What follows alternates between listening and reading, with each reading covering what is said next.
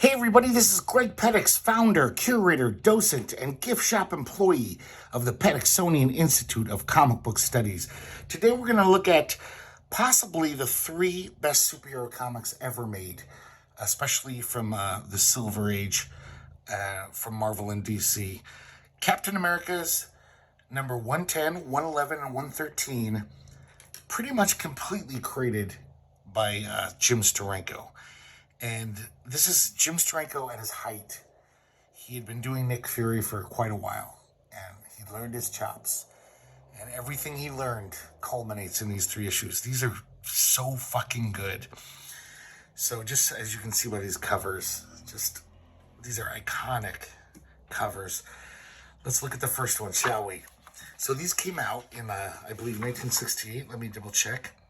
1968. And his first issue, number 110. Look at this cover.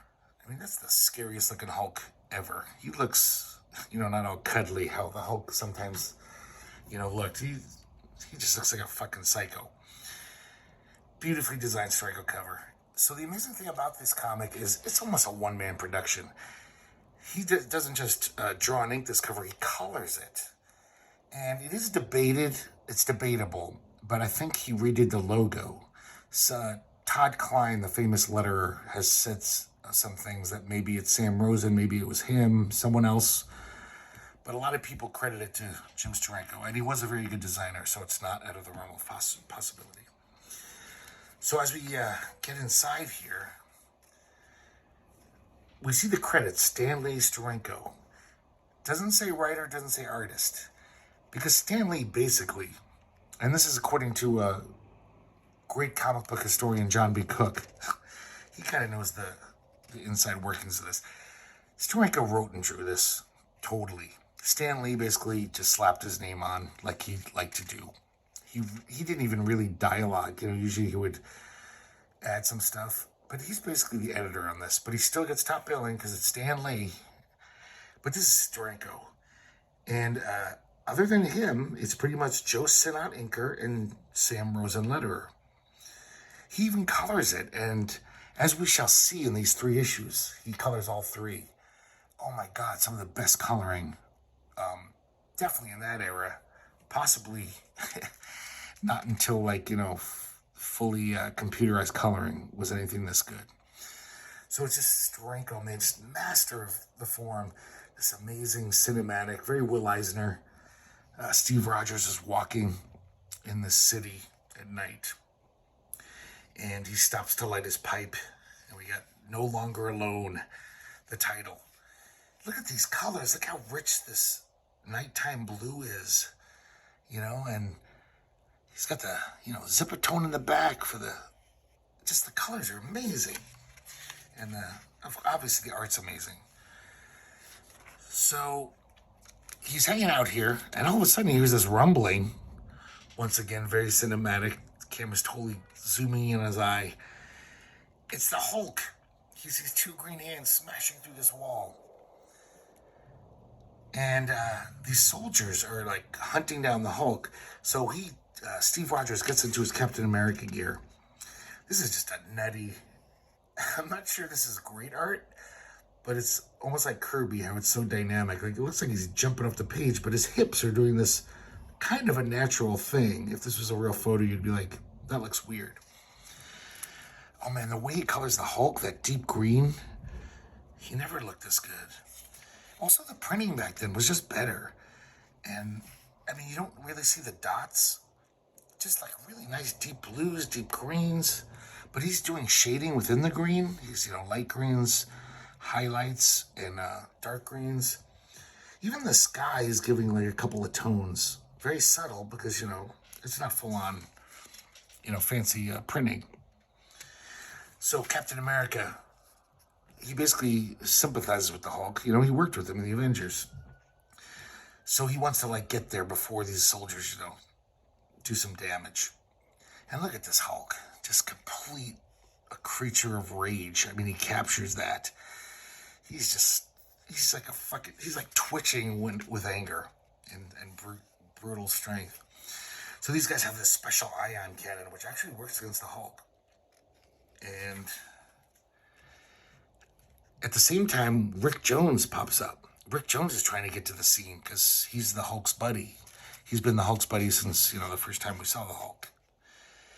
And the Iron Cannon totally knocks the Hulk for a loop. He's kind of messed up. And Rick Jones shows up and he's like, be careful, Cap. When he wakes up, he might be uncontrollable. And the Hulk does wake up and yes, he's pissed off. So, Captain America tries to say, hey, I'm your buddy. Settle down. I want to help you. The Hulk is way too enraged to hear this stuff. So, even if this was like just the dopiest superhero comic, it is just, the storytelling is so it's so well told. You don't even need the words. It's just the action is so dynamic and fun and crazy. And here's another example of the coloring. A normal Marvel colorist would not even waste his time trying to do it's like sunset colors, red, orange, yellow. Every panel, he's adding this extra work. So not only did he write and draw this, and then he's doing all this extra work for the coloring. Just a tour de force. So Captain America's fighting the Hulk.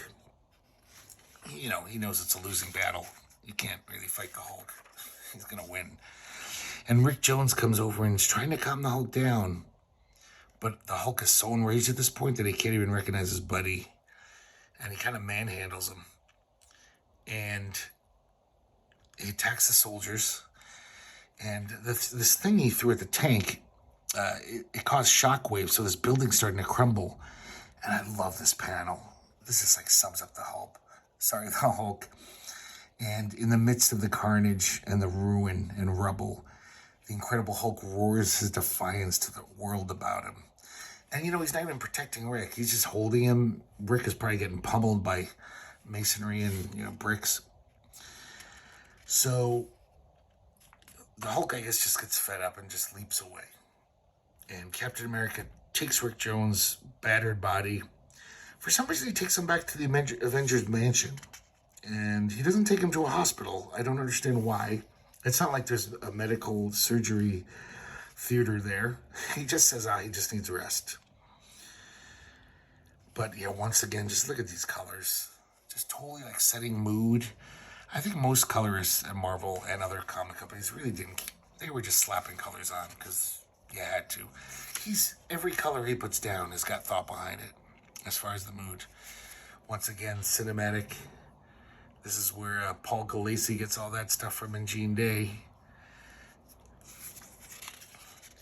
And it reminds him of Bucky Barnes. That was a big thing with Captain America. His first 200 issues, every issue would have to mourn the loss of his old sidekick, Bucky, who died at the end of World War II.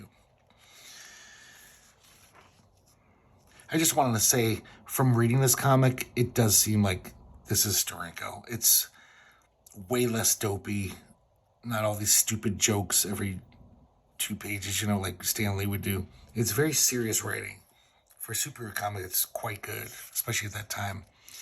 Once again, these deep colors he gets. You never saw this in comics. And even after, you never did. When I was a kid in the 70s, no comic looked this good for Marvel or DC. So Rick wakes up, and I guess he's all better. And he puts on the Bucky uniform that he found in Captain America's closet, which is kind of a weird thing to do. And Captain America's like, oh, no, I can't put another young man at risk. My last sidekick died. But Rick Jones insists, and Captain America comes around and he says, okay, I will train you, and you'll be my sidekick. Look at this here. Just not only the artwork, but the coloring, totally molded, light sources and stuff, just so good. It's amazing shit. So all of a sudden there's an alert in Avengers Mansion. Hydra's up to no good. So he says, okay, I guess this is your first trial by fire. And once again, some nice little cinematic panels. And they're in the sewers. And look at this shit. I mean, oh my God. This is amazing. When you consider that Steranko probably got paid the same page rate as Don Heck at the time, or Herb Trimpe. I can't believe this comic didn't sell 10 times as much as your average comic. You'd think every kid would see this and show it to every friend he knew who liked comics and said, "You gotta get this. Look at this shit." So this is just amazing. Captain America and Bucky fighting Hydra. Oh man, that's a poster, you know? That's amazing. Still does he's got his Kirby influence, Kirby machinery. And even the Hydra's kind of, their high-tech stuff looks a little Kirby-ish, but definitely slicker. Because Steranko took Kirby's raw, imagination and kind of slicked it up. Yeah, just great fight scenes. I mean, this is probably what he learned from Kirby. How to make dynamic, action.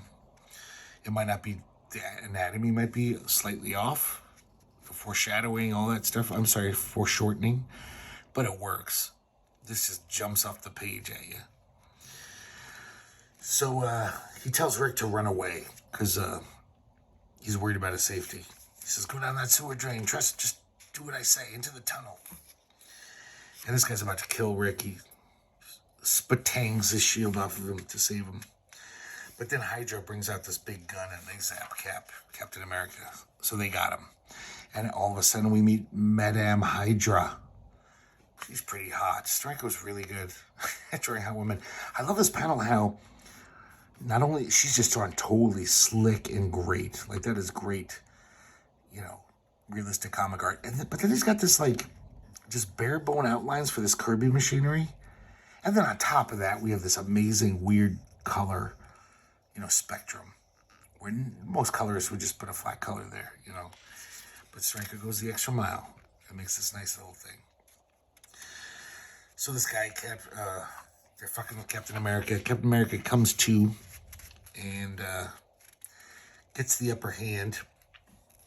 And then he goes to find Bucky. They think he's dead, though, for some reason.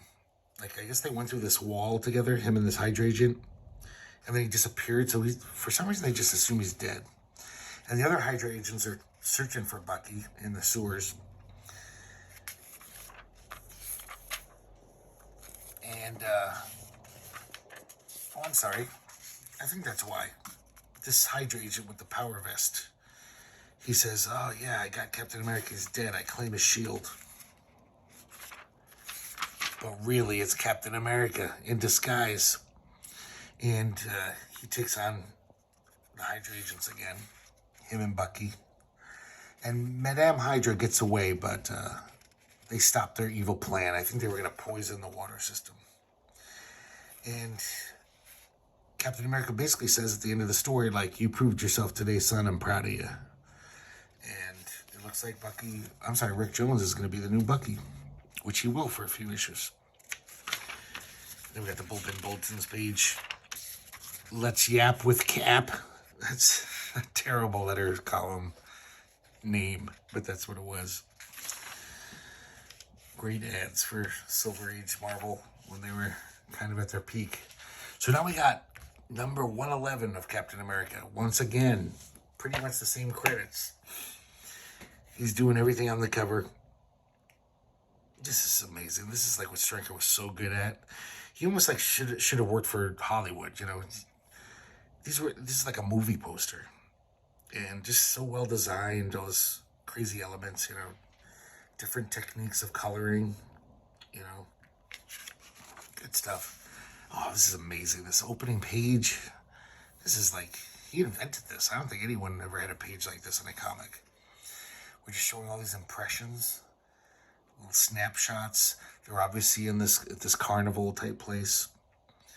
And Steve Rogers gets a fortune teller card. It says, "Tomorrow you live, tonight I die." Which after reading the story, I still really don't, it doesn't really make sense. Once again, yeah, there's the credits. I'll put my thumb over Stan Lee because he really just basically edited this. And by editing it, I'm sure he just got it from Steranko and said, "This looks fucking great. Thanks. We're going to publish this as is." So Steve Rogers is waiting for someone to contact him. Some mysterious person called him. It turns out to be a Hydra trap. And all these Hydra agents show up. Once again, just insane, dynamic, crazy action. He's just it's almost like 3D art. Look at that panel right there. The rendering on that face. That is so good. And yeah, great fight scenes. Once again, look at that panel. Just using the coloring to like mold, and it looks great. Even the robot cowboy who was supposed to outdraw turns out to be a Hydra agent shooting at him. Or at least a Hydra robot. It's programmed to kill Captain America. So we see, look at, oh man, that is so great. Madame Hydra is talking to her, her Hydra flunkies. But I mean, that could be just like a fucking cover right there, splash page.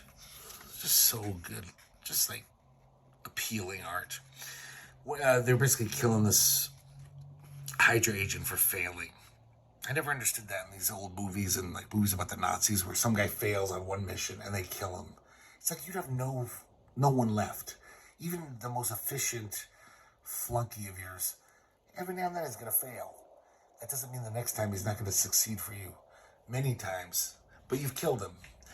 So it's kind of ridiculous. It's this trope in all these old, fictions. So basically they have this like poisonous gas thing. And they give it to him. He dies. So now we're back with Steve Rogers and Rick Jones. He's showing them old film clips of Captain America and Bucky from the 40s. And I like this. Just that, try to duplicate the old film effect. And Rick Jones is kind of getting fed up. He's like, oh man, sorry I'm not Bucky. Like, because it seems like Steve Rogers is basically like, yeah, be more like Bucky. He was great. And, it's kind of that generation gap. He's like, why does he understand? I'm not that good now, but I'll get better, just like Bucky did. Sorry, I gotta point this out. Look at that. Look how deep that blue is, even on this crappy paper and crappy printing. I think Steranko, he worked in magazines and knew a lot about that kind of production stuff. I wouldn't be surprised if he went down to the printing presses and said, hey guys, do it like this. It'll look better. Because this is outstanding. It's so differently colored than any comic on the stands at the time.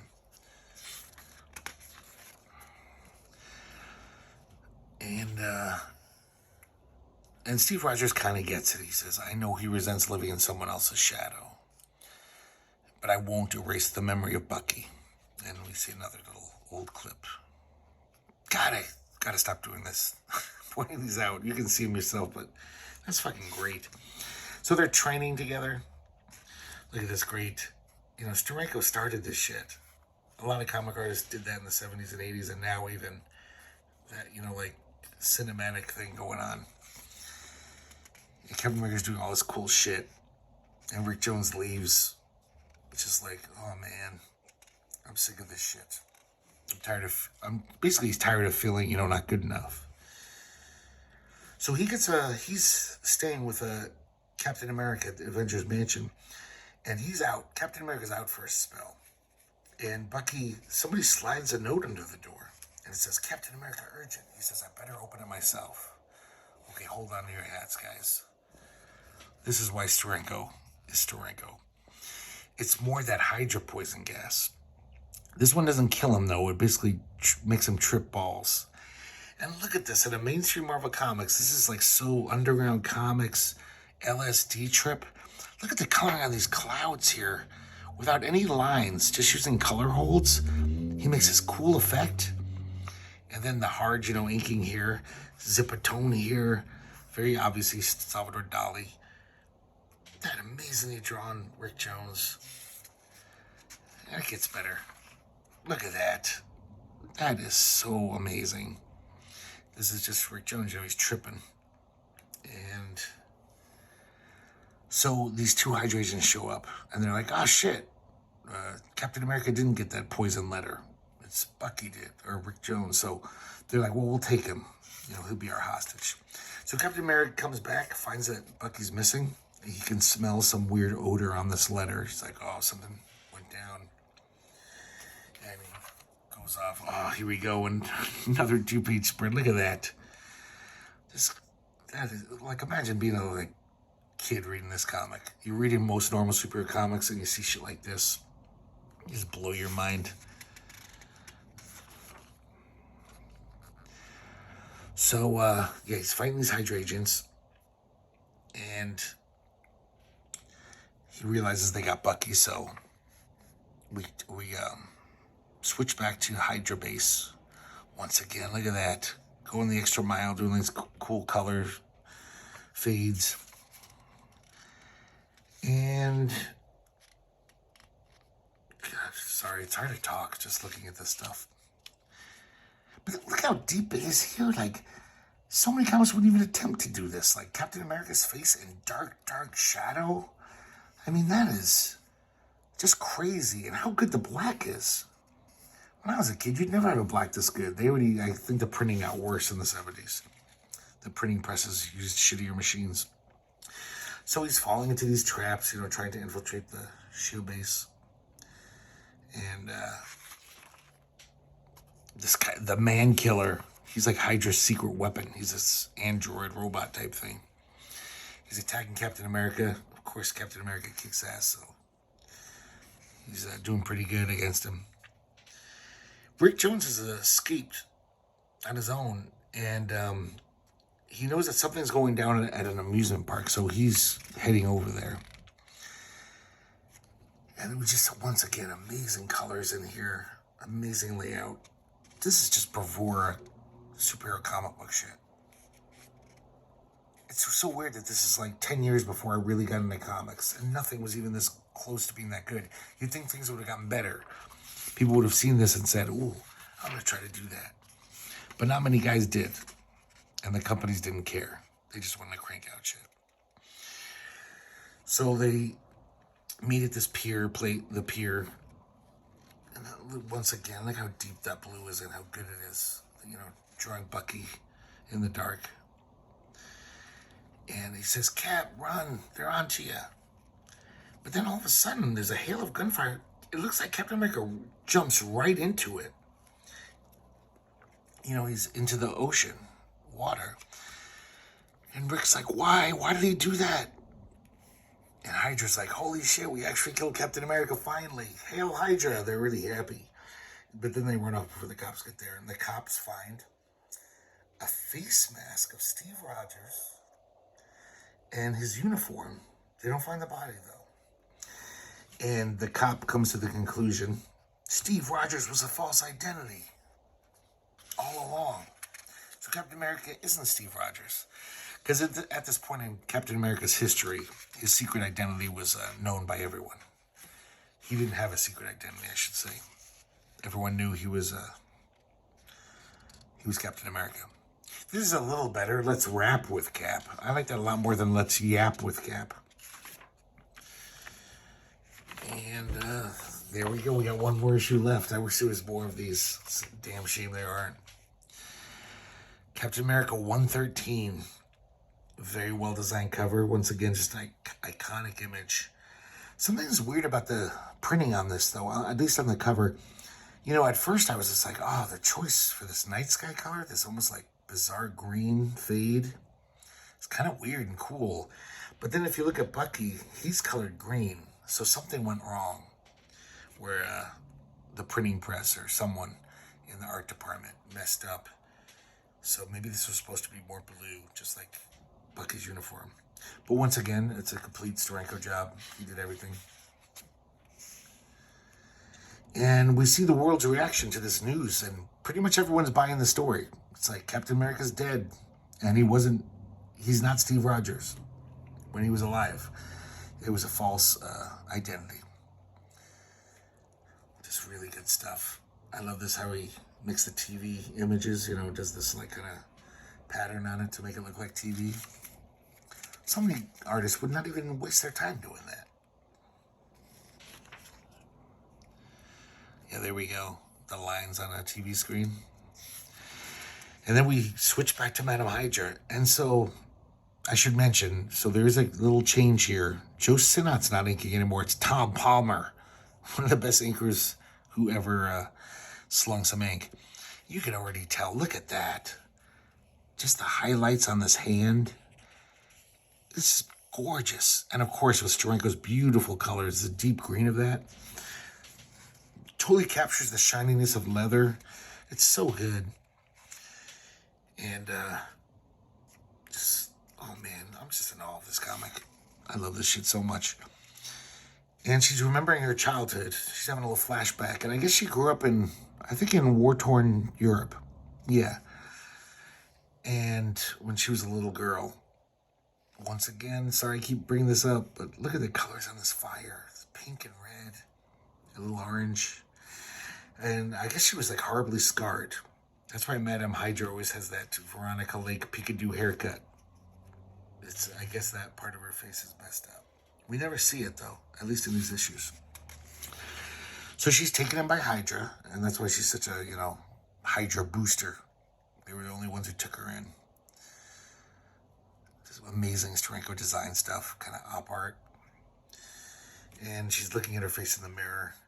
It's totally, like only Steranko would do this, especially in '68. No artist was doing silent panels like this. Just impressions, little snapshotty things, close-ups. She smashes the mirror in disgust at her own face. And we come back to Avengers Mansion. Look at the colors in that. How rich that is. And it's basically like the funeral for Steve Rogers. Bucky's there, all the Avengers. They're all consoling him. It's kind of weird. He's only really hung out with Captain America intensely for like a week or two. And they're acting like, these guys worked with Captain America for, a long time in the Avengers. But they're just like, acting like he's the one like needs to be consoled. Like they're not breaking down, being like, oh my God, I can't believe Captain America's dead. Like, these guys doing way better than Rick Jones did. So yeah, this is some really nice Avengers stuff. I wish we had Avengers by Jim Steranko. And I talked about Nick Fury, how he's his oldest friend. We'll let him do the eulogy. So it's Captain America's funeral. There's Captain America's girlfriend. And look, just amazing little silent panels, setting up the mood. Nick Fury is doing the eulogy. And Rick Jones doesn't even go to the funeral. He's so, distraught. He's like, I should be there. So as soon as there's a card in the open cask funeral. Oh, by the way, that's not even, it's just a dummy. They were like, yeah, we never found the body, so we have to have this funeral like this, which is weird that they'd have an open casket then. And some of that Hydra gas is on that card. That crazy gas that makes you trip and pass out. So Hydra, it turns out this is all an elaborate trap to, they're pretty full of themselves for finally killing Captain America. Now they're like, now we're going to get all the Avengers. And looks like they succeeded. They put them all in these coffins. And they put them in a hearse, and they're going to take them to a cemetery. I guess to bury them alive or whatever. I don't know why, like, as soon as they're incapacitated, they don't just slit all their throats or chop their heads off. It's typical, supervillain stupidity. So things get really good here. Just the shadow of Rick Jones here, the shadows on his face. You can definitely see the difference with Tom Palmer's inks. The other first two issues are fucking beautiful, but this is even better. Look at the colors here Steranko does, showing this, like, moonlit sky. So Bucky's at the graveyard. He knows, like, something's up. Hydra captures him, or almost, have the drop on him. But then Captain America shows up. Okay, I'm just going to shut up for like 10 seconds. Look at this shit. Everything about this is like, just even from this beautifully drawn gnarled tree, this with total character. It's almost like how Frazetta would draw stuff, like a stump or a root. Totally interesting tree. Colors so deep. Look at this purple blue to light blue. Amazingly rich colors. And this is just so wicked, on that like gut level. Like Captain America's motorcycle, he's just jumping off of it, attacking all the Hydra agents so he can rescue the Avengers and Nick Fury. Oh man, that's good stuff. And this is something I think Steranko did a lot more than other artists too, which became common. He'd put the dialogue instead of a caption that floated above the art. He just put it on this tombstone, so it wouldn't obscure any other art. It would just, it's. I think he might have been one of the earlier guys to develop that. I could be wrong though. I'm sure EC did that sometimes because they did a lot of great stuff. Oh man, it just keeps getting better. It's so just wicked action scene. He's taking on all these Hydra agents solo, and Bucky's just like, "Cap, you're alive!" So he joins in on the fight, and Madam Hydra says, "In the name of Hydra, they must be destroyed." And this is kind of interesting. He just takes all the color out behind her. She's black and white too, except for her lips and her glove. So that's definitely interesting color choice. And then we got this is like a Frazetta painting. This is such a poster. Look at that. I can't imagine being a 13-year-old kid when this came out, reading this and being like, holy shit, this is the best superhero comic I'll ever read in my life. So, should I go back to that and look at it a little more? Yeah, you can see it. This is incredible. And once again, this anatomy is probably a little wonky, but who gives a shit? It looks amazing. It's like, comic book exaggeration. Sometimes it's almost better to, warp anatomy a little. Makes it more dynamic. So this epic battle's going on. And Cap's got a little plan. He runs away. And he says, Rick, shoot the gas tank of the motorcycle right when they're over it. Just gotta comment once again. Look how deep that blue is in these greens. I sound like a fucking magpie on this video, huh? I'm just like, ooh, colors, pretty colors. But they're really amazing. And look at that. Using the sound effect as a panel border. All these guys getting blown up from the motorcycle, but they're within this boomf. I think it says boomf. And Captain America looks pretty nuts there. Looks kind of psycho. So, they make sure the Avengers are okay. And Madam Hydra says, I failed, I've lost everything. And I guess the code of Hydra is she's failed, so she must forfeit her own life.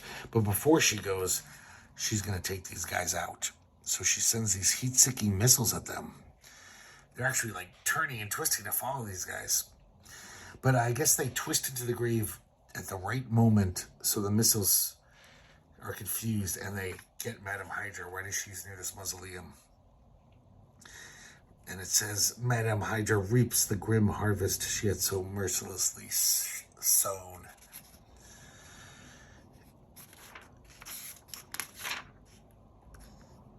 This is kind of a weird thing. Because the battle's over, but these guys look like they're leaping in a battle. They're all dynamically leaping out at the reader. Also, I don't like that face at all. I don't know, maybe Steranko was tired after writing, drawing, penciling, and coloring a comic every month. Or at least 3 out of 4 months. So I don't quite get this spread. But I'm sure, a lot of kids thought it was rad. And Steve Rogers explains, his whole plan, how he sent some rubber body into the ocean. He wanted the world to believe that Steve Rogers was never Captain America, and he's dead anyway. So Captain America now has a secret identity again. And once again, Steranko's just slapping down some gorgeous colors. And I believe, that's the end of the issue. And unfortunately, this is the last Jim Steranko issue. And he doesn't draw at least the interiors of Captain America ever again. Yep, letter page, all that stuff. So there you go. I'm so lucky that I have these original issues. These are the kind of comics where you don't want to ever buy the reprints. I usually buy trade paperbacks of shit. I don't care about owning first editions or anything like that for, novelty. But I don't think they ever captured these colors ever quite the same way. This has been reprinted many times. They were reprinted horribly in Marvel Super Action, the reprint comic in the 70s from Marvel. those actually cut out the spreads, the 2-page spreads in these. So do not buy those comics. They're worthless. I actually owned them for years until I realized that they cut out those amazing 2-page spreads I showed you, because then they figured, oh, we can get away with it. The story still continues after those poster-like spreads. But if you can find these, they're probably going to be expensive, and you should reach deep in your wallet and pay for them, because these are some of the best superhero comics ever made. They're so good. Maybe the best comics ever made, at least storytelling-wise and craft. The stories aren't that heavy, but they're definitely written at a higher level than your average superhero comic back then or in the 70s or 80s. So this is really good stuff. So that's it. Captain America number 110, 111, and 113. Jim Steranko's, unfortunately, short run on Captain America. I hope you like this video, and I hope you can find these copies, because you need these in your collection. And I guess that's it. I'll see you next time. Thanks for watching.